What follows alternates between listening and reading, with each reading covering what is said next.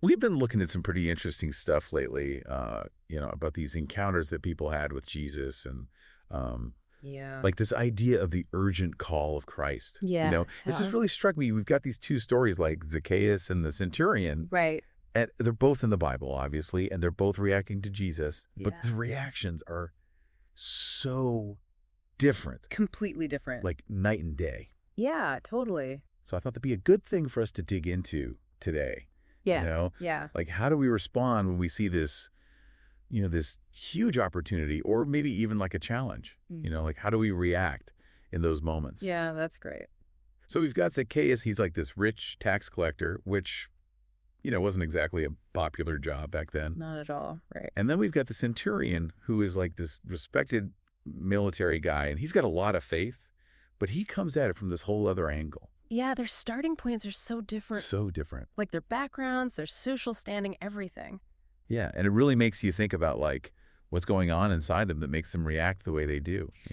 Totally. And what we can learn from that for ourselves. Exactly. Because we all face these kinds of moments in our own lives, right? Right. Where we have to decide how we're going to respond to something big. Yeah, so let's start with Zacchaeus. Okay. So this guy's the chief tax collector, Right. which, like we said, not the most loved profession. Not exactly winning any popularity contests. No, not at all. Probably had a pretty nice house, though, right? Yeah, he was rich, but the source really emphasizes how much people didn't like him.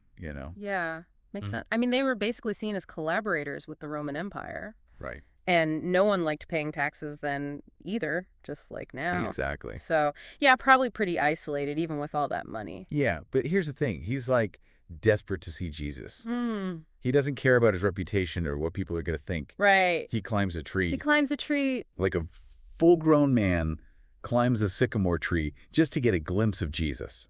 Wow, that's some serious dedication. Right. What do you think that says about him? You know?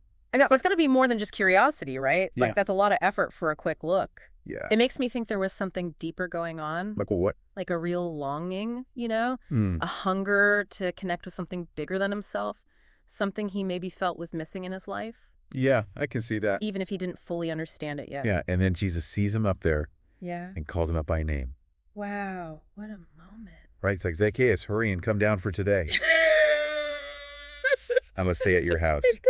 Today. That's powerful. Like, it's not, hey, Zacchaeus, maybe sometime next week we can get together for coffee. Uh-huh, right? It's like, I must be at your house and it has to be today. Oh, there's this real sense of urgency there, like Urgent.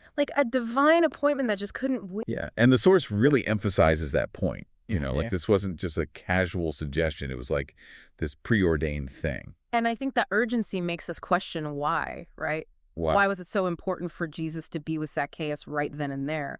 Was it just about Zacchaeus, or was there something bigger at play, something that would impact more than just him? Yeah, I never thought about it like that. It's interesting to consider, right? Yeah, so what happens next? Well, Zacchaeus, he doesn't hesitate. Not for a second. Nope. He's like, yes, absolutely. Come on in. Immediate and joyful welcome. Exactly. There's no, oh, let me clean up first, or let me get ready. It's just this pure, open acceptance. Yeah, which I totally would have said, let me tidy up first. Uh-huh, me too, probably. But Zacchaeus just goes for it. And that's where things get really interesting, right? Yeah, because his life totally changes, like right then and there. The source mentions Luke 19:8, where he's like, I'm going to give half of everything I own to the poor. And if I've cheated anyone, I want to pay them back 4 times what I took. Wow, that's a radical turnaround. Right. Talk about a changed man. It's like that moment of welcoming Jesus opened up this floodgate of transformation in him. Yeah, it's like he was ready for it somehow. Yeah, right. And maybe that readiness was the key. Maybe it was that willingness to say yes without hesitation that allowed him to be so completely changed. Yeah, so let's switch gears for a second and talk about the Centurion. Okay. So like we said, this guy's a man of faith. Yeah. He's got this servant who's really sick, and he's obviously worried about him. Yeah, he's desperate for him to get better. But when Jesus says, hey, I'll come over and heal him, Yeah. the Centurion's like, oh no, Lord, I'm not worthy for you to come under my roof. Just say the word, and my servant will be healed. That's interesting. Right. Like he believes Jesus can do it. Oh, absolutely. He has total faith in Jesus' power to heal. But he doesn't feel like he deserves to have Jesus actually come to his house. Yeah, there's this humility there, right? This sense of unworthiness that's holding him back. It's kind of the opposite of Zacchaeus in a way. It is, isn't it? Zacchaeus is like, come on in. And the centurion's like, no, no, you stay over there. Yeah, and it's not that he doesn't want Jesus' help. No, not off. He clearly he just doesn't think he's good enough to have Jesus physically present.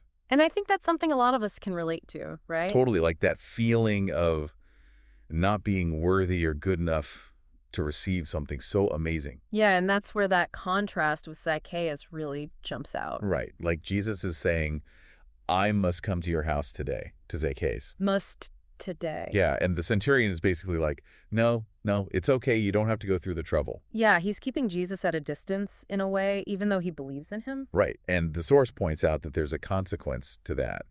Zacchaeus gets this immediate transformation. Yeah. But the centurion misses out on that personal encounter. Even though his servant is healed. Yeah, his faith is enough for his servant to be healed, but he himself doesn't get that same direct connection with Jesus. It makes you wonder what might have happened if he had said, come on in. Right, like what would that encounter have done for him? Exactly. And it makes me think about all the times in my own life where I might have held back, Held back from what? from really embracing something because I felt unworthy or unprepared or just too busy. Yeah, like maybe we're all a little bit like the centurion sometimes. Maybe so, and maybe we're missing out on some pretty amazing stuff because of it. So what do we do about that? Well, the source gives us some pretty practical steps, actually. Okay, like what? The first one is answer Jesus' call today, not tomorrow. Not tomorrow. Nope. It's all about that urgency we've been talking about. Like Zacchaeus up in the tree. Right, like that moment is now, not later. And the source even quotes a Bible verse about it. Yeah, from 2 Corinthians 6:2. It says, behold, now is the acceptable time. Behold, now is the day of salvation. Wow, that's pretty powerful. It is, isn't it? It's like a wake-up call to stop procrastinating on the things that really matter. Yeah, like stop waiting until you feel ready or perfect. Right, because the truth is we might never feel totally ready. Yeah, and sometimes the best way to grow is to just jump in. Exactly. Okay, so what's the second step? Let Jesus come. Completely.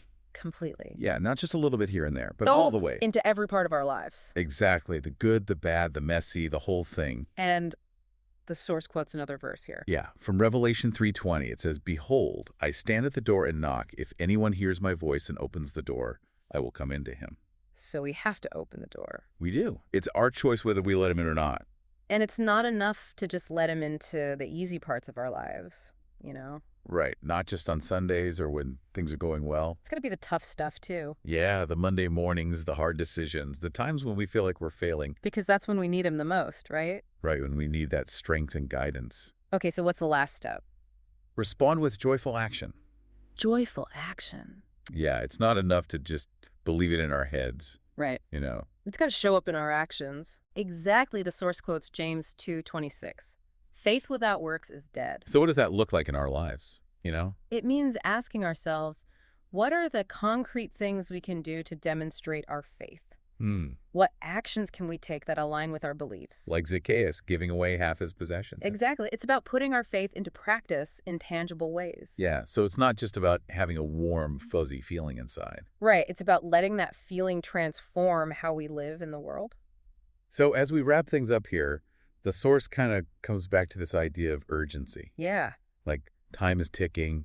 Like the Jesus' time before the cross was limited. Right. And maybe for Zacchaeus, this was his last chance. His one opportunity to encounter Jesus and choose how he would respond. And their source points out that a lot of us wait to respond, Yeah, we think we need to fix ourselves first. Get our act together. Yeah, but the source says that's not how it works. It's like putting the cart before the horse. Exactly. The transformation comes through the welcoming, not before it.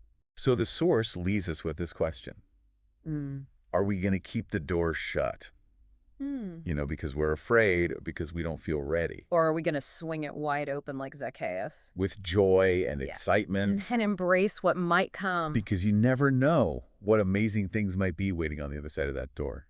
So when we look at these two stories side by side, I think the message is pretty clear. What's that? It's about saying yes to the opportunity, even when we don't feel worthy or ready. Like Zacchaeus. Exactly, because that's where the real transformation happens. And the source leaves us with this one final thought. Yeah.